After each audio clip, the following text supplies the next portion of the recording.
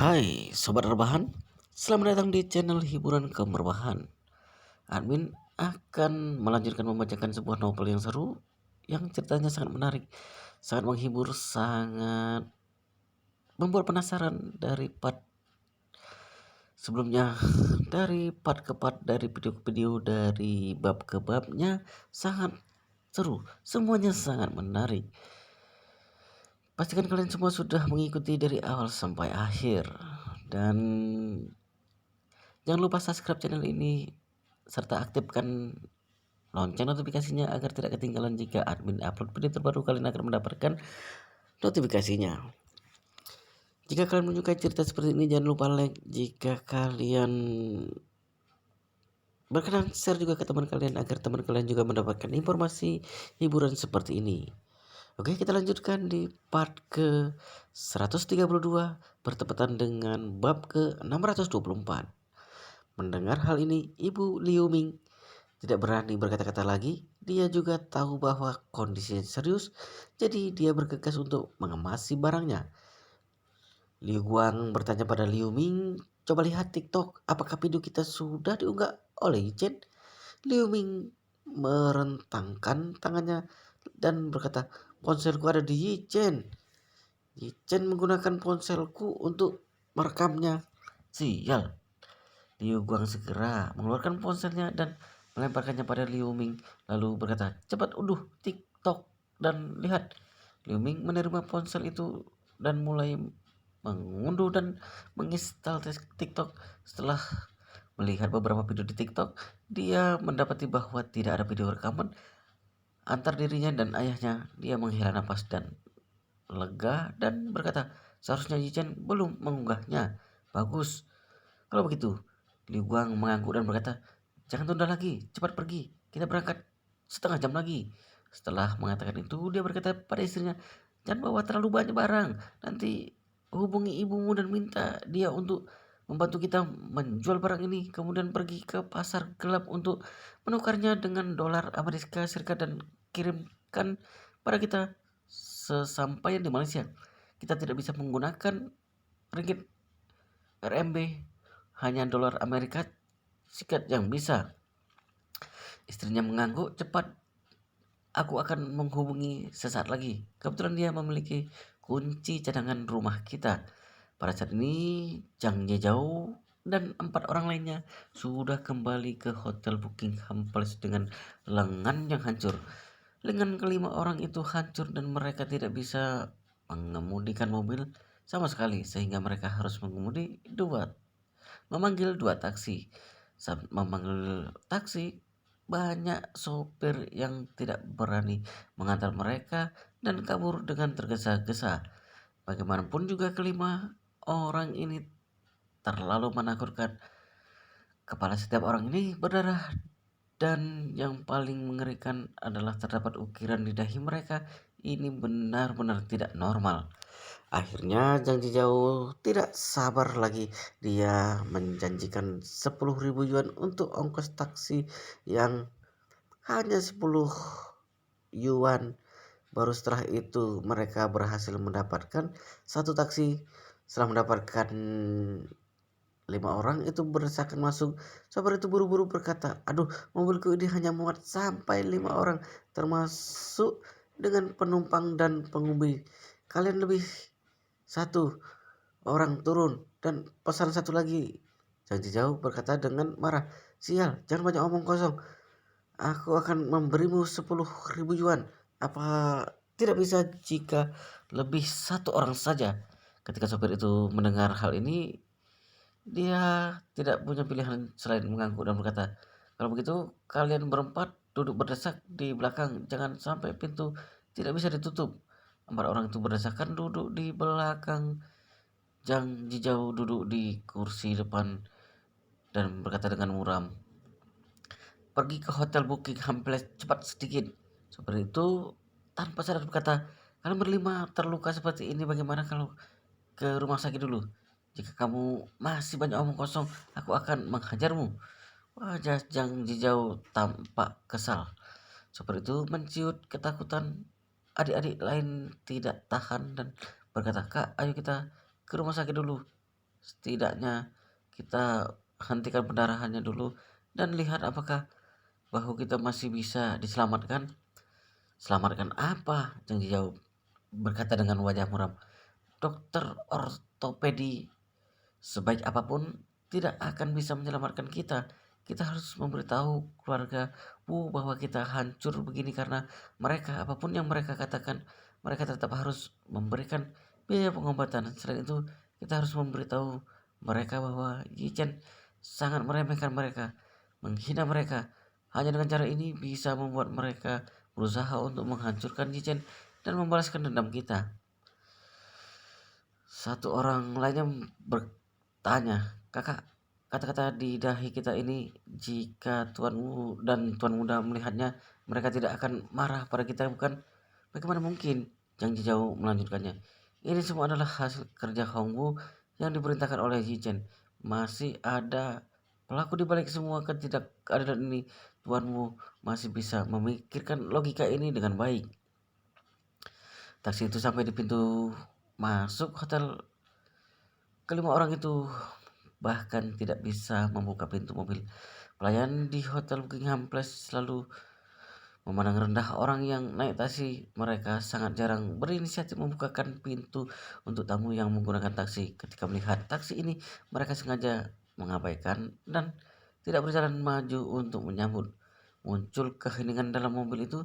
Zhang Jijao hanya bisa berteriak pada supir, "Sialan, apa kamu buta? Apa kamu tidak bisa membantu membuka pintu mobil?" Sopir itu sedikit marah dan berkata, "Kalau begitu kamu bayar dulu ongkosnya 10.000 yuan, kamu yang bilang tadi." Yang jauh berkata, "Bantu aku membuka pintu mobil, lalu kamu ambil sendiri dari sakuku." Setelah aku turun dari mobil, lenganku terluka dan tidak bisa bergerak. Sopir itu hanya bisa turun dari mobil dan membukakan pintu mobil untuk mereka. Segera kelima orang dengan darah di sekujur kepala mereka akhirnya turun dari mobil. Tubuh mereka penuh luka, dahinya pun penuh dengan ukiran sehingga mereka terlihat sangat menakutkan dan sangat menarik perhatian. Jadi setelah turun dari mobil, mereka langsung menarik perhatian semua orang di sekitar mereka. Terlebih lagi tanpa sadar orang-orang itu mengeluarkan ejekan yang kasar. Ada apa dengan orang-orang ini? Ada tulisan di dahi mereka. Apa mereka sedang melakukan pertunjukan? Haha, sangat menarik, lucu sekali. Ya, aku telah menjalani sebagian besar kehidupanku dan melihat banyak seniman. Ada beberapa yang berpura-pura menjadi pengemis di jalan. Beberapa mengambil tinta dengan jarum dan melukis di atas kertas. Tapi aku belum pernah melihat karya yang begitu eksotik dan kata-kata yang terukir itu begitu memalukan. Situasi dan pandangan ini benar-benar membuka mataku. Menurutku orang-orang ini memiliki kesamaan dengan orang kaya yang beberapa waktu lalu berebutan makan kotoran di dalam TikTok. Kawan, ucapanmu ini mengingatkanku, aku harus segera merekamnya dan mengirimnya di TikTok sehingga netizen di seluruh negeri dengan melihat karya estetik dari Jinling ini pasti saat itu bukankah jumlah kliknya akan mencapai lebih dari jutaan klik? Benar-benar. Ayo semuanya, cepatlah rekam. Inilah kesempatan terakhir kita. Sambil berbicara beberapa orang mengeluarkan ponselnya membuka TikTok dan mulai merekam.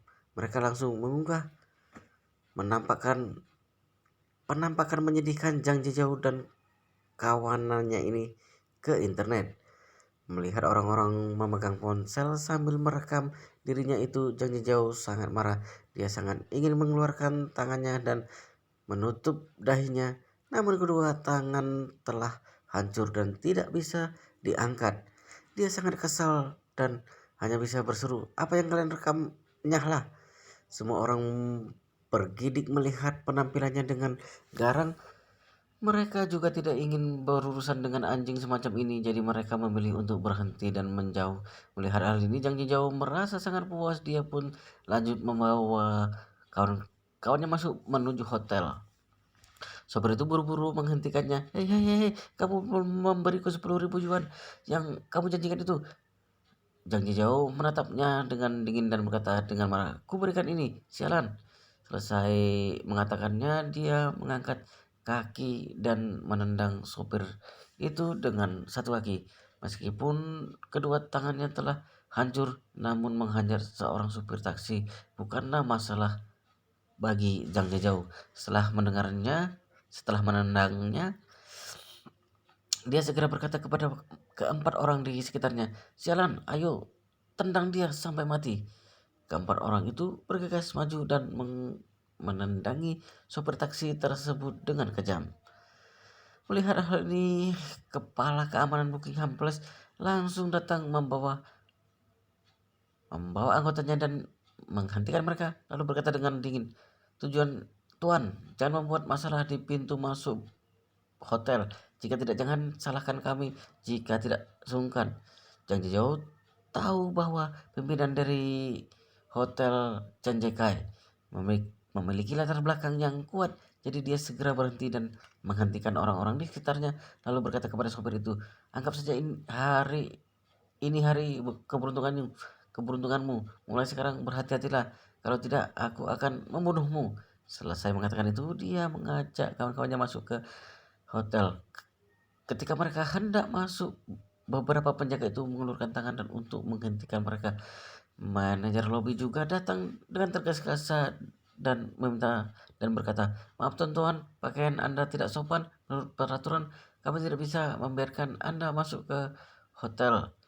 Mendengar hal ini, wajah Jang Jijau berubah dengan dingin dan berkata dengan jijik, "Kami adalah orang-orang keluargamu dari Suhang, apalah kamu yang hanya seorang manajer kecil berani menghentikanku."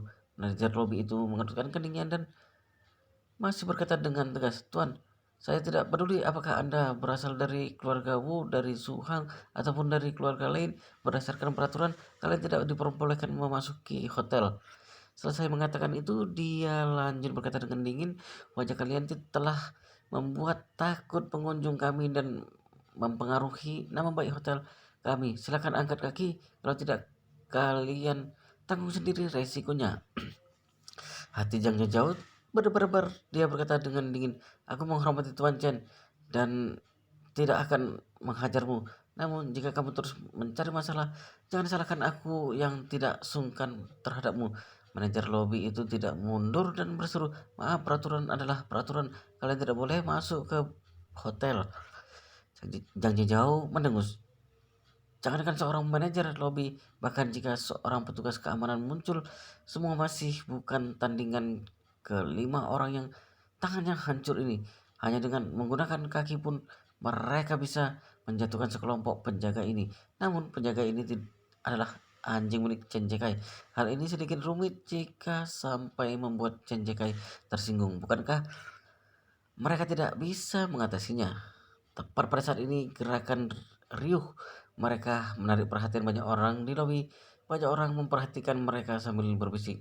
Jang Jauh mendengarkan dengan seksama dan menyadari bahwa orang-orang ini mendiskusikan tentang apa yang terukir di dahi mereka.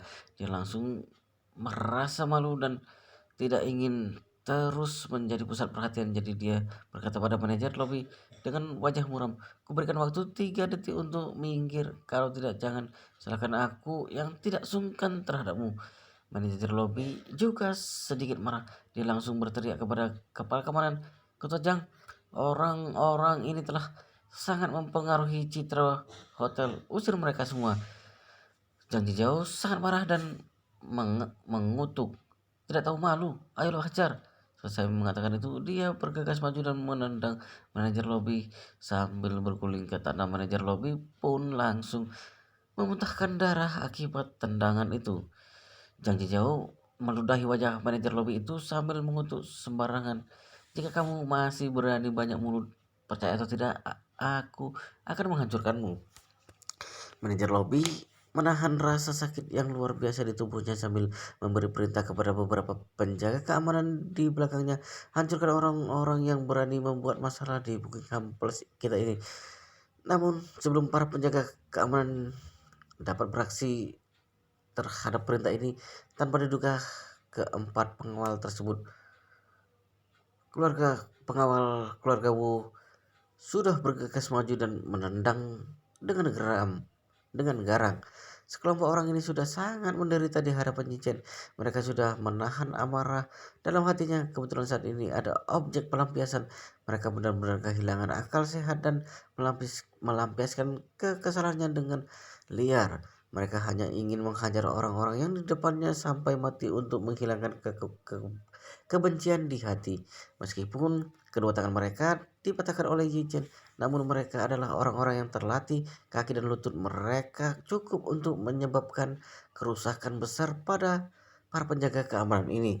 Jadi hanya dengan satu gerakan mereka dapat menjatuhkan semua penjaga keamanan dengan lemah ini ke tanah dan membuat para penjaga kehilangan semangat tempurnya. Melihat para penjaga yang sekarat ini, Jang Jinjao berpikir bahwa para penjaga ini pasti akan mati bisa terus dibiarkan. Akhirnya dia meminta adik-adiknya untuk berhenti dan berkata dengan dingin, "Sekelompok anjing yang tidak berguna, yang tidak punya mata, beraninya melawan orang-orang dari keluargamu. Coba lihatlah seperti apa dirimu." Selesai mengatakan itu, dia membawa sekelompok masuk ke dalam lift dan naik ke lantai atas. Manajer lobi dan beberapa penjaga keamanan yang terluka itu tergeletak di lantai. Hidung dan wajah mereka bengkak dan terlihat menyedihkan. Seorang penjaga keamanan berusaha untuk bangun dan buru-buru membantu manajer lobi berdiri lalu bertanya, "Manajer, apa yang harus kita lakukan sekarang?" Manajer lobi itu berkata dengan wajah dingin, "Segera bawa orang-orang ini ke rumah sakit. Aku akan mencari Tuan Chen. Aku tidak percaya Tuan Chen akan melepaskan mereka jika berani membuat masalah di hotel." Selesai mengatakan itu, dia berjalan menuju ke kantor Chen Jekai dengan tertati-tati. Pada saat ini, Wu Donghai dan Wu Xin sedang tinggal di ruangan presiden suite hotel Buckingham Palace. Pasangan ayah dan anak ini dengan sabar menunggu Zhang Zhizhou kembali untuk melaporkan hasil pekerjaannya. Beberapa puluh menit yang lalu, Wu Donghai masih menerima pesan dari Liu Guang yang mengatakan bahwa dia telah sampai di Mansion Tianjiang dan telah menaklukkan Hongwu. Tidak hanya itu, dia juga menemukan kejutan lain yang tidak terduga. Ayah mertua Yi Chen yang tidak berguna itu ternyata sedang bersantap di Mansion Tianjiang. Hal ini membuat Wu Donghai sangat bahagia. Dia merasa bahwa dia akan memanfaatkan kesempatan ini untuk menyingkirkan ayah mertua Yi Chen terlebih dahulu. Namun sekarang, waktu yang telah berlalu hampir 1 jam, Liu Guang belum melaporkan kemajuan apapun kepadanya. Hal ini membuat Wu Donghai merasa bahwa ada yang tidak beres. Dia menghubungi Liu Guang, namun tidak ada yang menjawab. Dia juga menghubungi Zhang Zhaizhou, juga tidak ada yang menjawab. Sebenarnya ponsel itu ada di dalam saku Zhang Zhao, namun kedua tangan telah hancur sehingga dia tidak bisa mengeluarkan ponsel itu dari sakunya. Begitupun dengan keempat orang lainnya, tidak ada yang bisa tidak ada yang bisa mereka lakukan saat ini. Jika saja jari mereka yang hancur, mereka masih bisa membuka ponselnya dengan jari lainnya.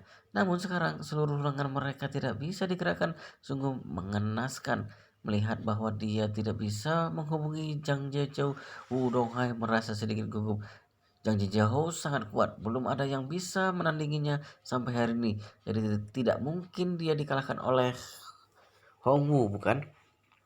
Wuxin mengerutkan keningnya, tak bisa menahan diri untuk bertanya pada ayahnya, "Ayah, sampai sekarang Li Guang masih belum memberikan jawaban apapun pada kita.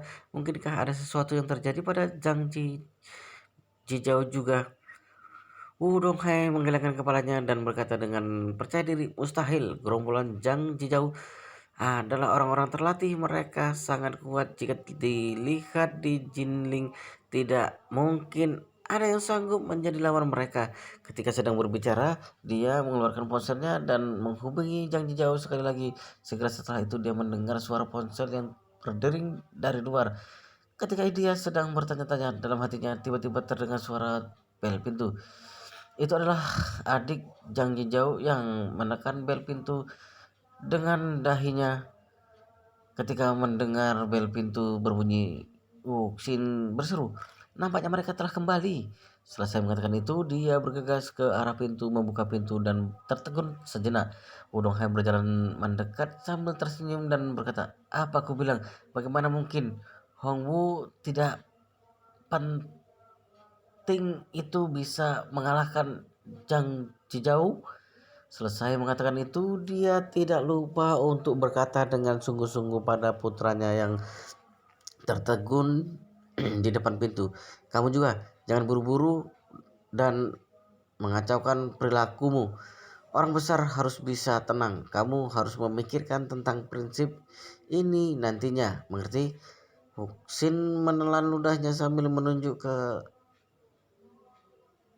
ngeri ke arah 5 orang yang berdiri di luar pintu seperti hantu, lalu berkata, "Ayah, cepat datang dan lihatlah." "Lihat apa?" Wudong Hai berkata dengan datar.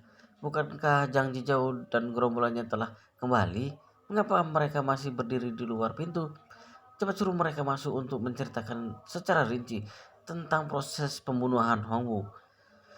Setelah mendengar ini, Wuxin tanpa sadar mundur selangkah untuk memberi ruang.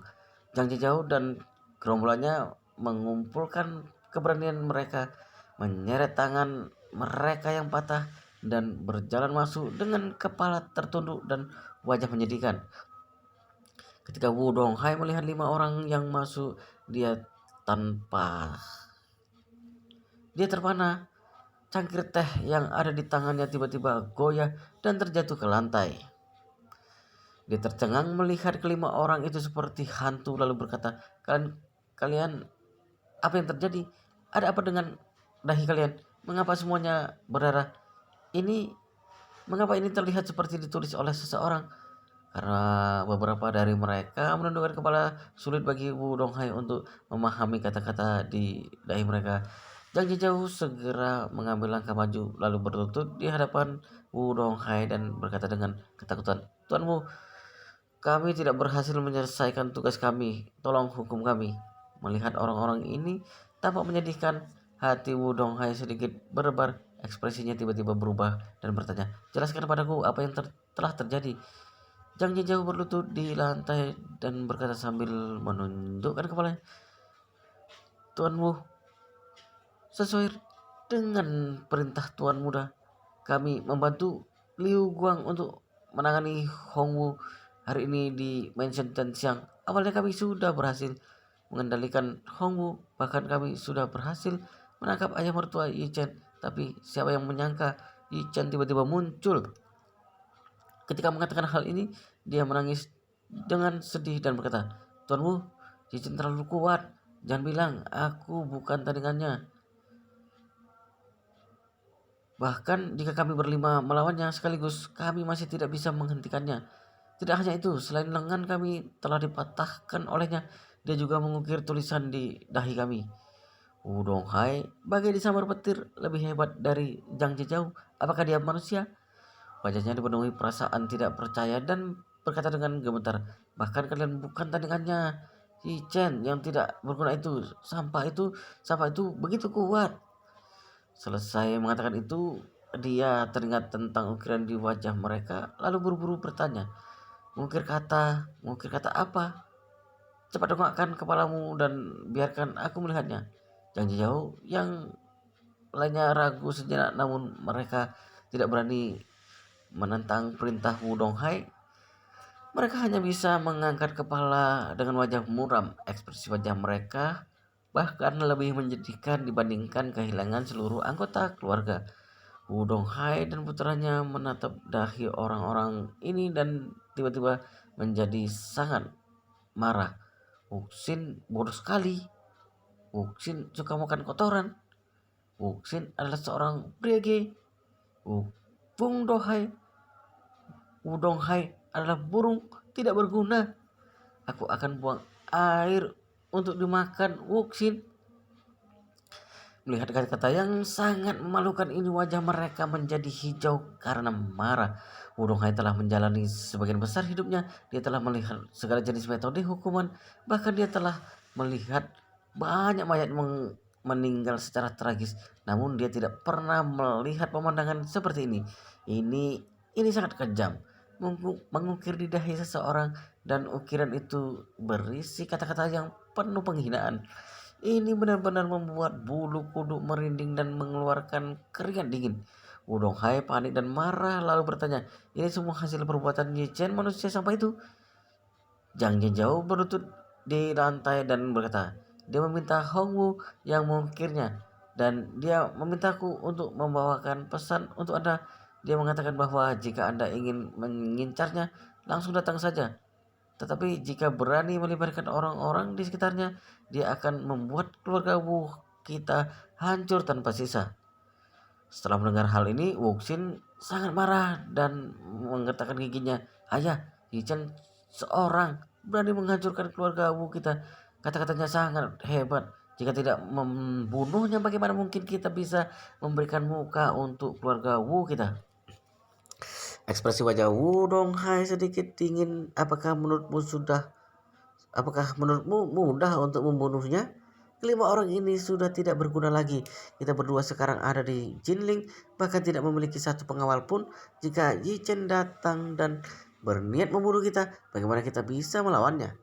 Baru saja Wuxin merasa dirinya sangat hebat dan ingin membunuh Yi Chen. Namun setelah mendengar ucapan ayahnya, wajah Wuxin langsung memucat dan berseru, "Ayah, ayo kita segera kabur." Wudong Hai memelototi dan berkata dengan tidak puas, "Apa yang membuatmu panik? Ini adalah Buckingham Palace. Ini adalah bisnis keluarga Yi di Yanjing. Aku tidak percaya bahwa sampah itu berani membunuh di sini. Jika dia berani datang, maka keluarga Yi di Yanjing pasti tidak akan melepaskannya." Wow, sangat seru sekali guys ceritanya.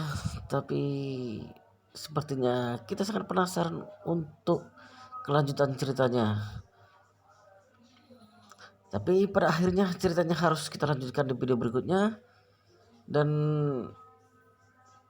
kita akhiri dulu sampai di sini dan kita lanjutkan di video berikutnya. Pastikan kalian semua sudah subscribe channel ini dan aktifkan lonceng notifikasinya agar tidak ketinggalan jika admin upload update terbaru. Kalian akan mendapatkan update ataupun notifikasi terlebih dahulu.